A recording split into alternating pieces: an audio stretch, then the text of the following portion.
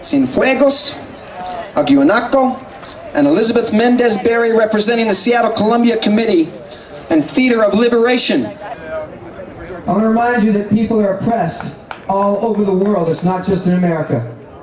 Yes, yeah. I'd like to introduce a couple of friends of mine from the Seattle Columbia Committee and also from the Theater of Liberation in Seattle. Their names are Camilo, Almonacid, and El Guanaco.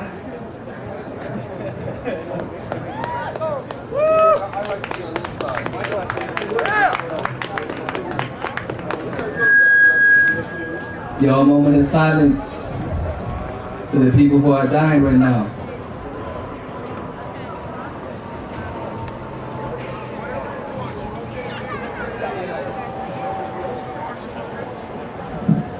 We sleep in aquamarine meadows, near grassland ghettos, praying we live through the next government bombardment.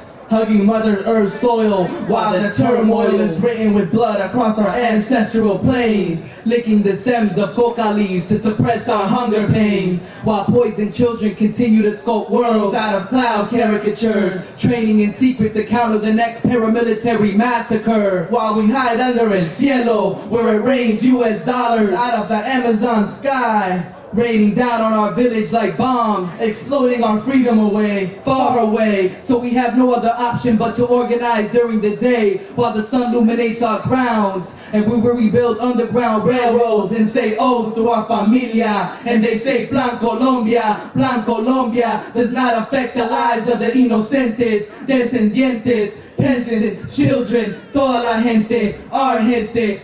Your people, for a drug war that is not equal, for a drug war that is not equal, because it's coca o muerte, our endless struggle, with our lives they juggle, capitalizing on our labors, working us like thirsty camellos every day, while our sons and daughters get slaughtered, their lives desecrated, filled with rocas thrown into contaminated waters. Because they say it's coca o muerte. And they say Plan Colombia does not affect the lives of the inocentes, descendientes, peasants, children, toda la gente, our gente, your people, for a drug war that is not equal, for a drug war that is not equal. Thank you.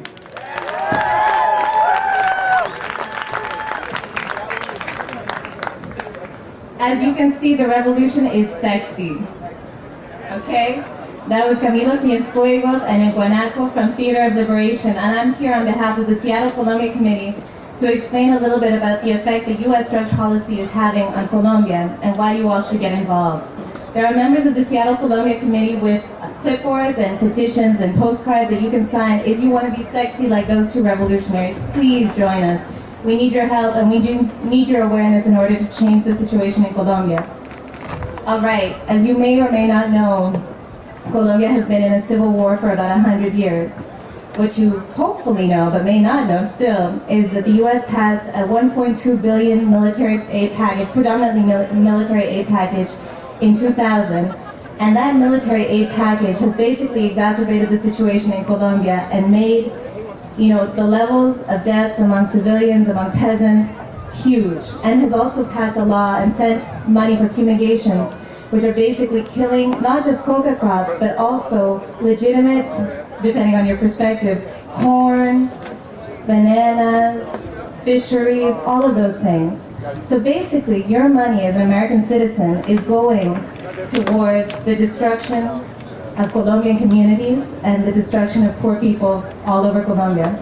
I want to let you know that the war on drugs is not a war on drugs, it's a war on people. And I think a lot of people here in the US are aware of that because of the levels of incarceration of people of color, people in ghettos. Basically what's happening here in the United States is being mirrored in the situation in Colombia. However, it's that much worse. Because in Colombia, poor people of color don't just wind up in jail, they wind up dead. 40,000 to 60,000 Colombian peasants have been killed in the past 2 to 3 years of this war. Now, to put that in perspective, in Chile, at the worst moment of Pinochet's rule, 2,000 people were killed. We're talking about 20 times as many people are being killed in Colombia. And how many of you have heard about the war in Colombia? Can I get a show of hands? All right, thank you for being well informed, but you know, we all gotta know about the part that we're playing in that. So please, as American citizens, as people who vote here and people who pay taxes here, be aware of where your money is going. The Colombian military is corrupt, the Colombian government is corrupt, the leftist guerrillas aren't angels, but what's happening right now is that US tax dollars are going directly to the military and the government, and that money is basically going straight to an armed war, a battle that doesn't really kill the combatants, it kills innocent bystanders, folks caught in between. What you can do right now is lobby your own senators, your representatives, and let them know that you don't agree with Plan Colombia, that you don't agree with military aid going to a corrupt state, and that you believe in peaceful force for change in Colombia. This isn't about the war on drugs, this is about a war on people. Thank you. Thank you, Elizabeth Mendez. New army bases in Ecuador and Bolivia, $1,800,000,000 in Colombia right now, 16 new Sikorsky helicopters spraying Monsanto's Tribertha on a spike on the people of Colombia, turning the whole world into refugees when we are spangled darlings here meant for love affairs on this wild, blue, sweet, delicious earth. 5 minutes of time, write your congressman, tell him, if you make good, compassionate drug laws, we will vote for you. If you make unjust drug laws, we will vote you out of office. They count that as 100 letters.